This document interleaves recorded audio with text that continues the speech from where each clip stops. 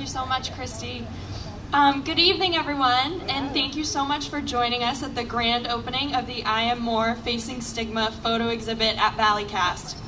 I'm so excited to return to Valleycast after attending their Hope Day celebration in May. Thank you so much for having me again and giving me the opportunity to tell you all a little bit about the Yellow Tulip Project. My name is Anna Mullen, as Christy said earlier, and I'm the director of the youth board at the Yellow Tulip Project, and I'm also a junior at Assumption University. The story of the Yellow Tulip Project begins 5 years ago with 16-year-old Julia Hansen. Her photo is inside if you want to see. To her mom, Suzanne, and everyone else around her, Julia seemed to be a happy and positive girl with a bright future. But behind closed doors, Julia was struggling with depression and suicidal thoughts. She relied on her two best friends during this dark time in her life, Peyton and Beata. But due to their own battles with mental illness, they both took their own lives within a year of each other. Julia was devastated, angry, and began searching for hope. One of the most frustrating parts of this experience for Julia was the fact that mental health was not talked about in the aftermath of her friends' deaths.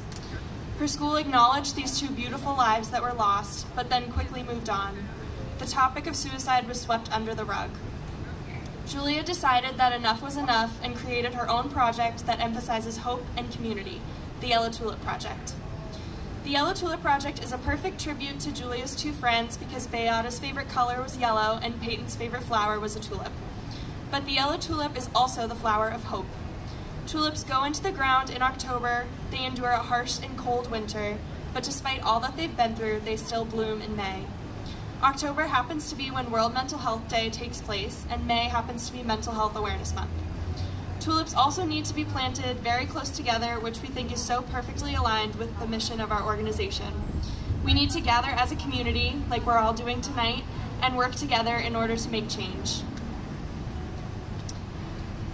I want to thank each of you for attending this event today and committing to smashing the stigma surrounding mental illness. The purpose of the I Am More photo exhibit is to challenge our perceptions of what mental illness looks like. The models in this exhibit are so much more than their struggles with mental health. They are artists, siblings, friends, and more. I hope that this exhibit opens you up to the world that the Yellow Tulip Project is building, a world without stigma. If you're interested in learning more about the Yellow Tulip Project, you can sign up for our mailing list. There's a sign-up sheet inside as well as on that table over there.